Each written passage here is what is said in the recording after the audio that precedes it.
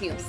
TDP అధినేత చంద్రబాబు విజయనగరం జిల్లా శృంగవరపుకోటలో ప్రజాగలం సభకు హాజరయ్యారు. శృంగవరపుకోట సభను చూస్తుంటే యుద్ధానికి సిద్ధమైనట్లుగా కనిపిస్తోందని అన్నారు. తాను అనేక తుఫానులు చూశానని, హుద్హుద్ తుఫాను చూశానని, దానిని మించిన పెను తుఫాను మే 13న ఏపీ రాజకీయాల్లో రాబోతుందని స్పష్టం చేశారు. ఈ దెబ్బకు వైసీపీ బంగాళాఖాతంలో కలిసిపోవడం ఖాయమని పేర్కొన్నారు. రాష్ట్రంలో ఎవరు స్వేచ్ఛగా బతికే పరిస్థితి లేదని, ఆడబిడ్డలకు రక్షణ లేకుండా పోయిందని ఆవేదన వ్యక్తం చేశారు. ప్రజాభిష్టానికి వ్యతిరేకంగా నువ్వు పెట్టావు, ఇక్కడికి వచ్చి కథలాడుతున్నావు. అందుకే నేను చెప్తున్నా, నేను వచ్చిన వెంటనే శృంగవరపుకోటని విశాఖపట్నం జిల్లాకి చేరుస్తాను. అది జరుగుతుంది, చేయిస్తా. ఎందుకంటే విశాఖపట్నం అభివృద్ధి చెందే నగరం. మీరు కూడా నగరంలో ఉంటే ఒక బ్యాక్వర్డ్ కాన్స్టిట్యున్సీ ఇది. దీన్ని విశాఖపట్నంతో సమానంగా అభివృద్ధి చేసే బాధ్యత మాదని మీ అందరికీ హామీ ఇస్తున్నా. ఒకప్పుడు హైదరాబాద్ ఉండేది, రంగారెడ్డి జిల్లా ఉండేది. హైదరాబాద్ చుట్టూరు రంగారెడ్డి జిల్లా. నేను అభివృద్ధి చేశాను. హైదరాబాద్ కాకుండా హైదరాబాద్ అంతా అభివృద్ధి అయిపోయింది కాబట్టి చుట్టుపక్కలంతా అభివృద్ధి అయ్యింది. హైదరాబాద్ కంటే మిన్నగా రంగారెడ్డి జిల్లా అభివృద్ధి అయ్యింది. రేపు విశాఖపట్నాన్ని తలదన్నే విధంగా శృంగవరపుకోట అభివృద్ధి అవుతుంది. తమ్ముళ్ళు, అది నా ఆలోచన. దానికి కారణం ఇక్కడ నీళ్లున్నాయి, ఇక్కడ మనుషులున్న నీళ్లు లేవు. భూమి ఉంది, నీళ్లు నేను తెస్తా, నీళ్లు నేను ఇస్తా. నీళ్లు వచ్చి భూమి ఉపయోగించుకుని ఇక్కడ పెట్టుబడులు వస్తే, ఇండస్ట్రీస్ వస్తే, ఇక్కడ ఒక రోడ్డు ఉంది. నేరుగా విశాఖపట్నం నుంచి అరకుకి నేషనల్ హైవే నేనే శాంక్షన్ చేయించా. ఆ రోడ్డు కరెక్ట్ గా వచ్చి దాన్ని కూడా పుణ్యం కట్టుకున్నారు. అది వస్తే ఆ సైడ్ ఈ సైడ్ ఇండస్ట్రీస్ వచ్చి అరకుని ఒక టూరిజం హబ్ గా తయారు చేస్తే మీ పిల్లలకు ఉద్యోగాలు వస్తాయి. మీరు ఎక్కడికి పోవక్కర్లేదు. ఇది నా బాధ్యత, తప్పకుండా చేస్తానని చెప్పి మీ అందరికీ హామీ ఇస్తున్నా. ఇది కాకుండా ఇంకా జామీలో ఒక జూనియర్ కాలేజ్ గాని, కొత్త వలసలో ఒక డిగ్రీ కాలేజ్ కావాలన్నారు. తప్పకుండా ఏర్పాటు చేస్తాం. ఎస్కోటలో పుణ్యగిరి క్షేత్రాన్ని అభివృద్ధి చేయాలని చేస్తాం. భీమ్ సింగ్ షుగర్ ఫ్యాక్టరీ కూడా మళ్ళా ఏం చేయాలని మనం ఆలోచించి దాన్ని కూడా మోసం చేశారు. మళ్ళా దాన్ని ఏ విధంగా పునరుద్ధరించాలో చేస్తామని చెప్పి కూడా నేను మీకు తెలియజేస్తున్నా. ఈ రోజు మీరు ఒకసారి చూస్తే వైఎస్ఆర్ కాంగ్రెస్ పార్టీ నుంచి వలసలు ప్రారంభమైనాయి. ఆ పార్టీని ఎవ్వడూ నమ్మడం లేదు. ఎమ్మెల్యేలందరూ పారిపోతున్నారు, ఎంపీలు పారిపోతున్నారు, ఎమ్మెల్సీలు పదవులు కొని బయట వస్తున్నారు. ఈ రాష్ట్ర భవిష్యత్తు ఆకాంక్షించి అందరూ బయట వస్తున్నారు. ఆ సందర్భంలోనే ఇక్కడ ఎమ్మెల్సీ వైఫ్ అయినటువంటి ఇందుకూరి సుధారాజు గారు ఈ రోజు మన పార్టీలోకి వచ్చారు. నేను ఒకటే చెప్తున్నాను, సుధా గారు వచ్చారు. ప్రతి ఒక్కరూ మీరు ఆలోచించండి. మీరు కూడా ఈ రాష్ట్రంలో ఉన్నారు. మీ పిల్లల భవిష్యత్తు ముఖ్యం, మీ భవిష్యత్తు ముఖ్యం. ఇక్కడ సంపద రావాలి, ఆదాయం రావాలి. లేకపోతే నార్త్ కొరియాలో ఒక అతను ఉన్నాడు, కిమ్ అని ఒక అతను ఉన్నాడు. ఆ దేశంలో ఎట్టుంటుందంటే రాజ్యం, తల్లి మీ ఇంట్లో ఎవరైనా చనిపోతే నువ్వు ఏడిస్తే పోలీసులు వచ్చి నిన్ను కొడతారు, ఏడవకూడదని. మీ ఇంట్లో ఏదైనా ఒక బిడ్డ పుట్టి పెళ్లి జరిగి నవ్వితే మళ్ళా వచ్చి కొడతారు. అంటే ఎవడు నవ్వకూడదు, ఎవడు ఏడవకూడదు. వాళ్ళ తాత ఇక్కడుండే సైకో. అందుకే మనలందరినీ అదే చేస్తున్నాడు. నాటకాలు ఆడతాడు, తప్పుడు కేసులు పెడతాడు, మన ఆస్తులు లాగేసుకుంటాడు. మాట్లాడితే నాలాంటి వాడిని కూడా జైల్లో పెట్టేస్తున్నాడంటే 40 ఏళ్లలో ఎప్పుడు జరగని జరుగుతా ఉందంటే కడాన నాకు నా జీవితంలో ఎప్పుడు పోలీస్ స్టేషన్ పోను. నేను ఎప్పుడు నా మీద కేసులుండవు. అలాంటి నా మీద ఒక కేసు ఉంది. ఏ కేసు అంటే మహారాష్ట్ర గవర్నమెంట్ అక్కడ అక్రమంగా ఒక ప్రాజెక్టు కడితే బాబ్లీ అని నిరసనకు పోయాం ఎమ్మెల్యేస్తో. అది ఒకటే కేసు ఉంది. 22 కేసులు నా మీద పెట్టాడు. నా మీదనే దాడి చేసి నా మీదనే కేసులు పెట్టి నన్నే జైలు పెట్టే పరిస్థితి వచ్చిందారంటే ఏం తల్లి మీరు ఆలోచించుకోవాలి. ఇంకా మీకైతే అవుతుందో నేను పోరాడేది మీకోసం, ఈ ప్రజల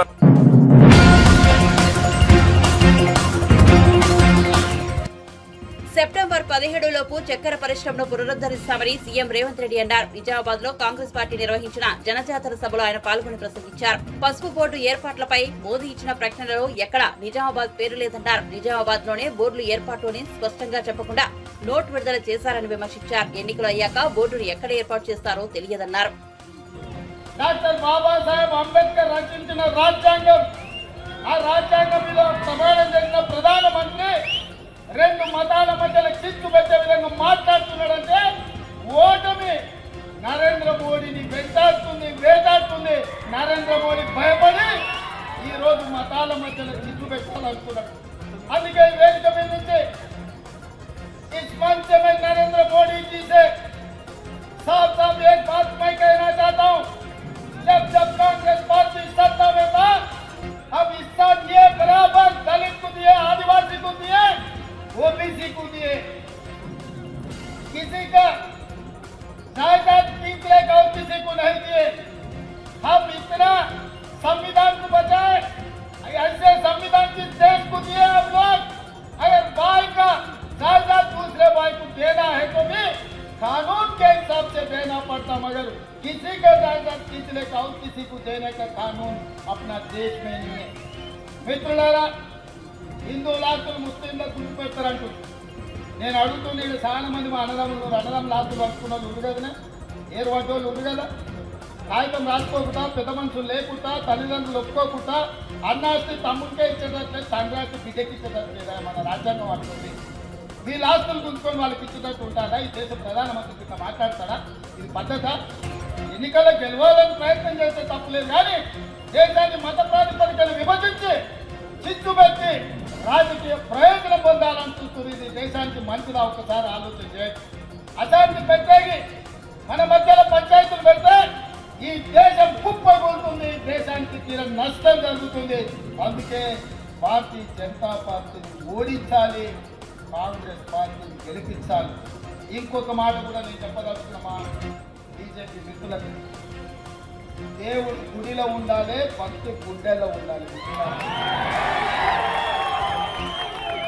దేవుడు గుడిలో ఉండాలి, భక్తి గుండెల్లో ఉండాలి.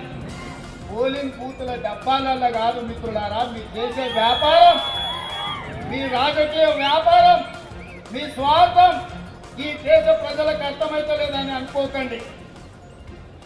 ఇంత దుర్మార్గం, ఇట్లాంటి ఆలోచన ఈ దేశానికి మంచిది కాదు. మన పెద్దలు డాక్టర్ బాబాసాహెబ్ అంబేద్కర్ ఈ దేశానికి రాజ్యాంగం ఇచ్చింది. ఒక సెక్యులర్, ఒక మత సామరస్యంతో కూడుకున్న పరిపాలనను అందించడానికి అవకాశం ఇచ్చింది. కేవలం మీరు గెలవడం కోసం ఇట్లాంటి కుతంత్రాలు చేయడం ఈ దేశానికి మంచిది కాదు. ఇట్లాంటి ఆలోచన మానుకోండి. రాముడు మీకే కాదు, మాకు రాముడే. మా ఇంట్లో కూడా మేము రాముని కొలుస్తాం, విష్ణుని కొలుస్తాం, కృష్ణుని కొలుస్తాం. ఎంతో మంది దేవతలు, ఊర్లో పోసమ్మ, మైసమ్మ, ఎల్లమ్మ, ఎంతో మంది దేవతలు. ఇవన్నీ మన సాంప్రదాయంలో భాగం. ఎవరి మత విశ్వాసం వాళ్ళకు. నేను హిందువునని గర్వపడతా, ముస్లింలను, క్రిస్టియన్లను, సిక్కులను ఆదరిస్తా, గౌరవిస్తా. ముఖ్యమంత్రిగా నా బాధ్యత.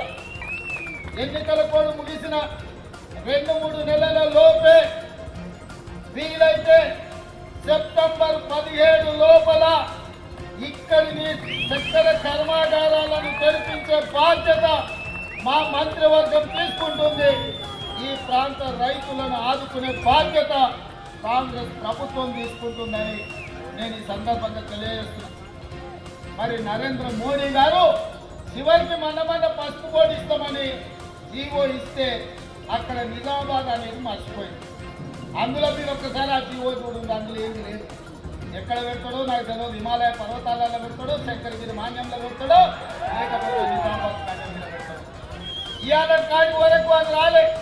కానీ ఆయన మారు వేషంతో ఇక్కడ పెట్టిన స్పేసెస్ బోర్డును అదే పసుపు బోర్డు అని నమ్మించే ప్రయత్నం చేసిండు, బుకాయించే ప్రయత్నం చేసిండు. ఇదే గది ఇది అని. అందుకే మిత్రులారా, 100 రోజుల్లో చక్కెర కర్మాగారం తెస్తా అన్న వాళ్ళను వాళ్ళ కర్మ కాలింది. వాళ్ళని పొలిమేరు దాటి వరకు తరిమింది. మరి నేను ఇలా అడుగుతున్నా, 100 రోజుల అన్నోళ్ళకి గత శిక్ష ఇస్తే 5 రోజుల్లో పోటీ వేస్తా అన్న పోడకుండోళ్ళని ఏం చెప్తారో మీరు ఒకసారి ఆలోచించండి. ఖచ్చితంగా రాబోయే ఎన్నికల్లో ఇండియా కూటమి కేంద్రంలో ప్రభుత్వం ఏర్పాటు చేస్తుంది. పెద్దలు జీవన్ రెడ్డి గారిని మేము కేంద్ర వ్యవసాయ మంత్రిగా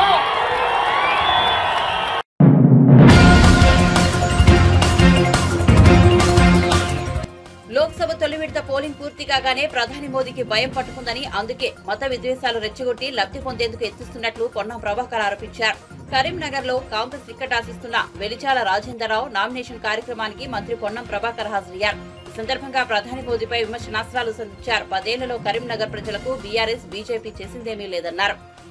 మాట్లాడుతున్న మాటలు చూస్తే ఈ దేశం సిగ్గుపడేటువంటి పరిస్థితులు ఉంది.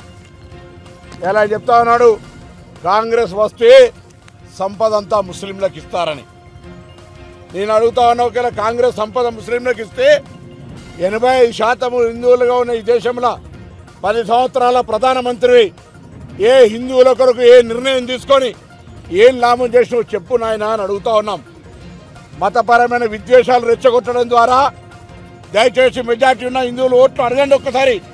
ఈరోజు ఒక ప్రధానమంత్రి స్థాయిలో ఉన్న వ్యక్తి దేశ ప్రజలకు సంబంధించిన సంపద దేశ ప్రజలకు సంపాదించి పెట్టకుండా, దేశ ప్రజలకు ఉపయోగించకుండా ఆయన సంపద అంతా ఆదాని అంబానీలకు తప్ప ఎవరికి ఇద్దు అనేటువంటి ఒక ఆలోచనతో ఉన్నాడు. ఇలా మేము అడుగుతున్నాం, ఈ 10 సంవత్సరాల ఈ దేశంలో ఉన్న ఈ యొక్క పెద్ద భారతదేశ సంపదను ఆదాని అంబానీకి తప్ప ఎవరికైనా పేదవాడికి ఇచ్చినవా అని అడుగుతా ఉన్నాం.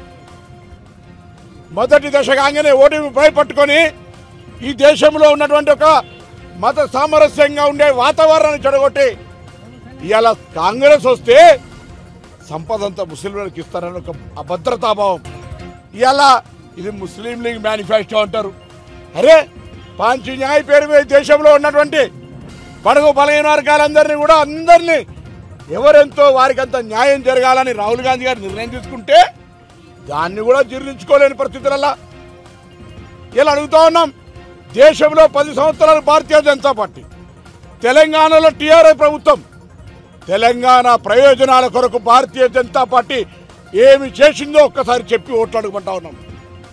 తెలంగాణ విభజనను వ్యతిరేకించి తెలంగాణ అమరవీరులను అవమానపరిచి దొంగదారిని తెచ్చుకున్నారు. తెలంగాణ దేశద్రోహుల కింద లెక్కబెట్టినటువంటి నరేంద్ర మోడీ బీజేపీ పార్టీకి ఈ తెలంగాణ రక్తమున ఏ బిడ్డనన్ను ఓటేయాలని అడుగుతున్నాం. 10 సంవత్సరాల ఒక విభజన హామీ అమలు చేయలే. 7 మండలాలతో పాటుగా సీలేరు ప్రాజెక్టును ఆర్డినెన్స్ ద్వారా ఎత్తుకపోయిన మీరు తెలంగాణ ద్రోహులు. ఇలా అడుగుతా ఉన్నాం. ఇలా వారికి ప్రాతినిధ్యం వహిస్తున్నటువంటి స్థానిక పార్లమెంటు సభ్యుడు అసలు నిన్న అధ్యక్ష పదవి అవినీతి ఆరోపణతో తీసేసిరా లేదో ఒక్కసారి చెప్పమని అడుగుతాను.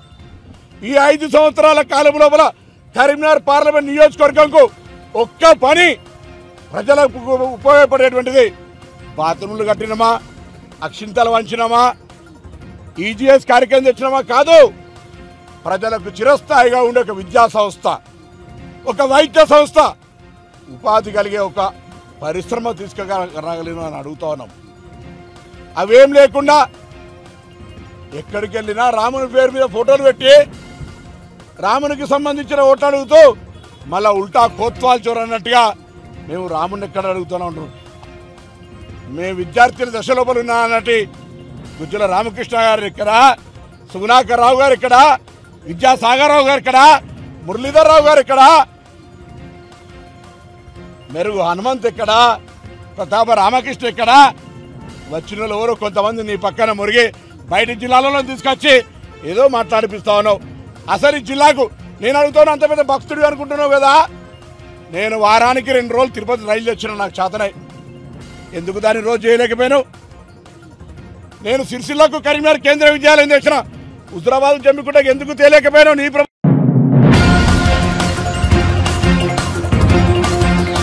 5 ఏళ్లు అధికారం ఇస్తే రాష్ట్రానికి జగన్ చేసిందేమిటని ఏపీపీసీసీ అధ్యక్షులు షర్మిల ప్రశ్నించారు. నంద్యాలలో నిర్వహించిన బహిరంగ సభలో ఆమె ప్రసంగించారు. ప్రజలను ఓట్లేసే యంత్రాలుగానే జగన్ చూస్తున్నారని విమర్శించారు. హత్య రాజకీయాలను ప్రోత్సహించే వారికి ఓట్లు వేయొద్దని కోరారు. ఎవరు డబ్బులు ఇచ్చినా తీసుకోండి, మీ డబ్బులే కదా.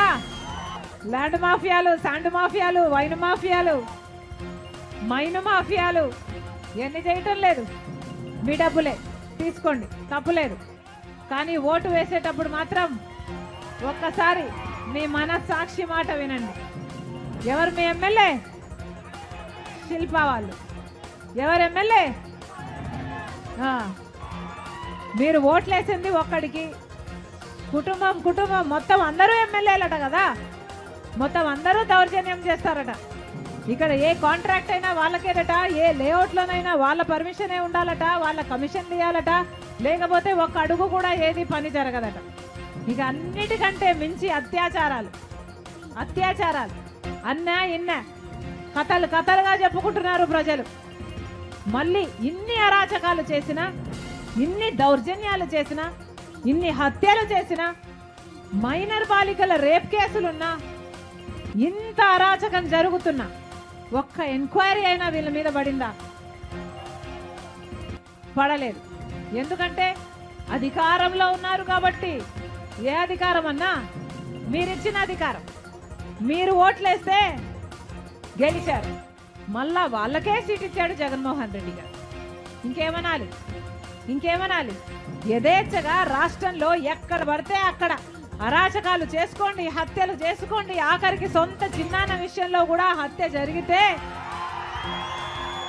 మళ్ళీ అదే అవినాష్ రెడ్డి గారికి అక్యూజ్డ్ గా సిబిఐ చెప్తుంది అక్యూజ్డ్ అని. మళ్ళీ అదే అవినాష్ రెడ్డికి సీట్ ఇచ్చారు అంటే ఇక హత్య రాజకీయాలు, రౌడీ రాజకీయాలు, ఇది మాఫియా రాజకీయాలు, గూండా రాజకీయాలు కాకపోతే ఇక ఏమిటి? ఇందుకేనా అధికారం ఇచ్చింది? ఇందుకేనా అన్నా జగన్మోహన్ రెడ్డి గారికి అధికారం ఇచ్చింది? ఎందుకు చేశారు ముఖ్యమంత్రిగా? కుందు నది, ఆ నది విస్తీర్ణం చేస్తాము, అది ఉప్పొంగకుండా చూసుకుంటాము, నంద్యాలలోకి రాకుండా నష్టం జరగకుండా చూసుకుంటాము అని జగన్మోహన్ రెడ్డి గారు చెప్పారా? అయిందా అన్నా? మరి ఎందుకు వేయాలన్నా వీళ్ళకు ఓట్లు? ఎన్ని మాటలు చెప్పారు, ఎన్ని కథలుగా చెప్పారు. వీళ్ళ రాజశేఖర రెడ్డి గారి ఆశయాలను నిలబెట్టేది. సంక్రాంతి వచ్చినప్పుడల్లా జాబ్ క్యాలెండర్ వస్తుందని చెప్పాడా లేదా? సంక్రాంతి ప్రతి సంవత్సరం వస్తుంది, ప్రతి జనవరిలో జాబ్ క్యాలెండర్ కూడా వస్తుంది అన్నాడే జగన్మోహన్ రెడ్డి గారు. మరి 5 సంవత్సరాలు అయింది, 5 సంక్రాంతులు అయిపోయాయి. ఎన్ని క్యాలెండర్లు వచ్చాయి? ఒకటైనా వచ్చిందా? ఒక్క జాబ్ క్యాలెండర్ అయినా వచ్చిందా? ఇలాగే మైకు పట్టుకొని 5 సంవత్సరాల కింద జగన్మోహన్ రెడ్డి గారు చెప్పిన మాట 2,30,000 ఉద్యోగాలు ఖాళీగా ఉన్నాయి ప్రభుత్వ శాఖల్లో, అవన్నీ భర్తీ చేస్తానన్నాడు జగన్మోహన్ రెడ్డి గారు. ఈ రోజుకి 5 సంవత్సరాలు అయిపోయింది. ఎన్ని భర్తీ చేశారు? మళ్ళీ అదే 2,25,000 ఉద్యోగాలు ఈ రోజు వరకు కూడా ఖాళీగా ఉన్నాయి. మరి 5 సంవత్సరాల అధికారం ఇస్తే ఏం చేశారు? గుడ్డి గుర్రాలకు పళ్ళు తోమారా? గాడిదలు కాశారా? ఏం చేశారు? ఒక్క ఉద్యోగం కూడా ఇవ్వలేదు. 23,000 టీచర్ ఉద్యోగాలు ఖాళీగా ఉన్నాయని ఇలాగే మైకు పట్టుకుని చెప్పాడు జగన్మోహన్ రెడ్డి గారు 5 సంవత్సరాల క్రితం. 6,000తో ఒక డగా డిఎస్సి ఇచ్చారు. ఇప్పుడు 2 నెలల ముందు నోటిఫికేషన్లు ఇస్తే ఆ పరీక్షలు ఎప్పుడు జరగాలి, ఆ బిడ్డలకు ఉద్యోగాలు ఎప్పుడు రావాలి? ఇదేమన్నా అయ్యేదా సచ్చేదా? 5 సంవత్సరాలు గడిచిపోయింది, ఉద్యోగాలే ఇవ్వలేదు. ఆఖరికి ఇప్పుడు ఇస్తే ఏం లాభం అన్నా? ఎవరికి వచ్చినట్ట ఉద్యోగాలు? 5 సంవత్సరాలు ఎవరికి కనిపించలేదు జగన్మోహన్ రెడ్డి గారు. ఒక్కసారైనా వచ్చారా? 5 సంవత్సరాలు ఎన్నికలు అయ్యాయి, ఒక్కసారైనా వచ్చారా? మీకు వరదలు వచ్చాయా? మీకు పంట నష్టం అయిందా? మీ బిడ్డలకు ఉద్యోగాలు వస్తున్నాయా? ఇల్లున్నాయా లేవా? ఒక్కసారైనా ఎప్పుడైనా వచ్చారా? అడిగారా? ఇప్పుడు సిద్ధమని బయలుదేరారు. ఎన్నికలు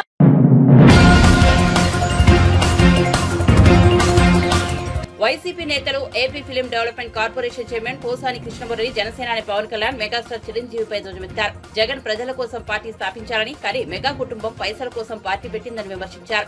జగన్ కు పవన్, చిరంజీవులకు ఉన్న తేడా అదేనని అన్నారు. పవన్ కళ్యాణ్ సభలకు వచ్చే జనం ఎవరూ ఓట్లేయరని, జగన్ కు నోటుకొచ్చినట్లు తిట్టడం తప్ప ప్రజలకు ఏం చేస్తాడో పవన్ చెబుతారా అని పోసాని ప్రశ్నించారు. నీకు లేదు, నీకు డబ్బులు, నీకు పదవి, నీకు ఒక అండ, నీకు ఒక అధికారం నీకు కావాలి, మీ అన్నయ్య కూడా కావాలి. అది మీకు తెలీదా? వంగుడి రంగాన్ని ఎవరు చెప్పారో తెలీదా? మొదటిగా పద్మనాభం గారిని ఎవరు అవమానించారో తెలీదా? రామారావు చంపింది వెన్నుపోటుతో తెలీదా? కాపులు గుండాలు, కాపులు రౌడీలు, వీళ్ళకి ఓటేయద్దు, వీళ్ళతో మనకు అమ్మాళ్ళు బతకనివ్వరు అంట కూడా మీకు తెలీదా? నేను తెలియజెప్పాక అయినా మీ చెవుల్లో శేషం పోసుకుంటారు. ఎందుకు జగన్ అంటే కోపం. ఎందుకు కోపం అంటే వీడు బచ్చా. సేమ్ చంద్రబాబు అదే వీళ్ళు కూడా అంటే మనం పెద్ద పెద్ద హీరోస్ కదా, వీడు ఏ హీరో కూడా కాదు కదా. ఎక్కడో రాయలసీమలో మారుమూల పుట్టినోడు, ఆ మూల ఎక్కడెక్కడో ఎట్టా అతల్లో ఉందిరా ఇదేంటి? అదేమి లేదు. ఆయన దగ్గర ఏం మంత్రాలు లేవు. ఓం బడి కాళికాదేవి ఏమి లేవు. ఆయన నిద్రలేస్తే నిద్రపోయేదాకా ప్రజల గురించి ఆలోచిస్తాడు. మీరు ఆలోచిస్తారా? చిరంజీవి గారు కానీ నువ్వు కానీ ఆలోచిస్తావా? ఏ రాసుకొని అదే వాడిని ఎలా తిట్టాలరా? ఆ పంచి చెప్పు, ఓ మంచి పంచి చెప్పు. ఇలా మనం తిట్టాం కదా, ఎక్కువ మంది క్లాప్స్ కొట్టారు. సిగ్గుపడండి.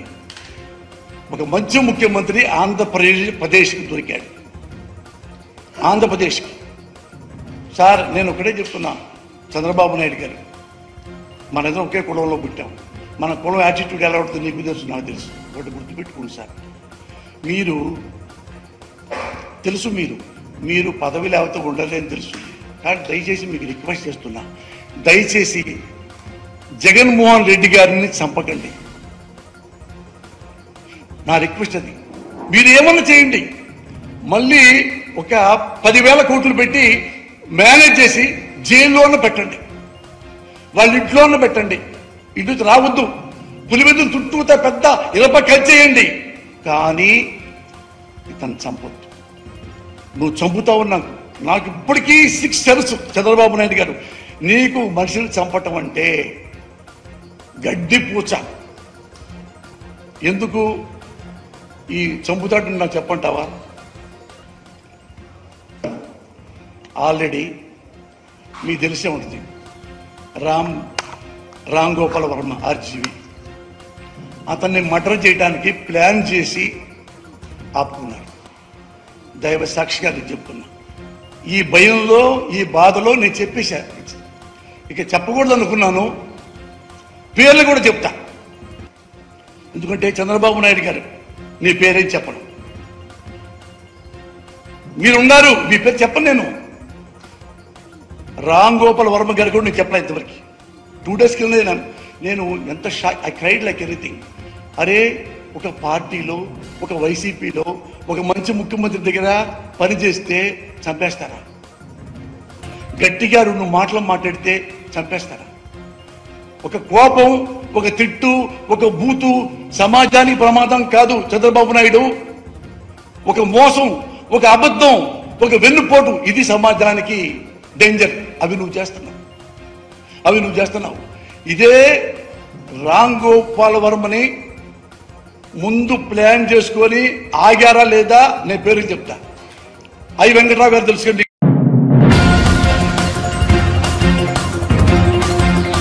ఉద్యోగాలు, ఉపాధి కోసం ఇంకెన్నాళ్ళు పక్క రాష్ట్రాలకు వెళ్లి బతుకుతాం? మన రాష్ట్రంలోనే పరిశ్రమలు ఏర్పాటు చేసి మన బిడ్డలకు స్థానికంగానే పెద్ద ఎత్తున ఉద్యోగాలు, ఉపాధి కల్పిస్తామంటూ నారా లోకేష్ యువతకు భరోసానిచ్చే ప్రయత్నం చేశారు. నారా లోకేష్ దుగ్గిరాల మండలం మంచిగలపూడిలోని కాంటినెంటల్ కాఫీ పరిశ్రమ ప్రతినిధులతో మర్యాదపూర్వకంగా భేటీ అయ్యారు. అనంతరం అక్కడి కార్మికులను ఉద్దేశించి మాట్లాడుతూ పరిశ్రమల ఏర్పాటు విషయంలో మెరుగైన పాలసీ తీసుకొస్తామని చెప్పారు. అనంతపూర్ తీసుకుంటే ఆటోమోటివ్ మ్యానుఫ్యాక్చరింగ్, హార్టికల్చర్ అవుతుంది. కర్నూలు తీసుకుంటే రెన్యూబుల్ ఎనర్జీ, సిమెంట్ ఫ్యాక్టరీలు.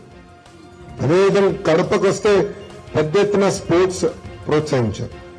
చిత్తూరు జిల్లాకు వస్తే ఎలక్ట్రానిక్స్ మ్యానుఫ్యాక్చరింగ్, అంటే టీవీలు తయారు చేస్తాం, సెల్ ఫోన్ తయారు చేసే పరిశ్రమలు తీసుకొచ్చారు. అలా ఒక్కొక్క జిల్లాకి ఒక్కొక్క ప్రాధాన్యత ఇచ్చారు. బాబు గారు బలంగా నమ్మేది ఏంటంటే ఎకో సిస్టమ్ క్రియేట్ చేయాలి. సో కేవలం ఒక కియా ఫ్యాక్టరీ తీసుకొస్తే సరిపోదు, కియాతో పాటు అనుబంధ సంస్థలను తీసుకురాలి. ఒక కియానే కాదు, రేపు టెస్లా ఇట్లా అనేక కంపెనీలు ఎందుకు అనంతపూర్ తీసుకురాకూడదు అనేది ఆ లక్ష్యంతో పనిచేసింది. సేమ్ థింగ్ సెల్ ఫోన్ తయారు చేసే పరిశ్రమతో.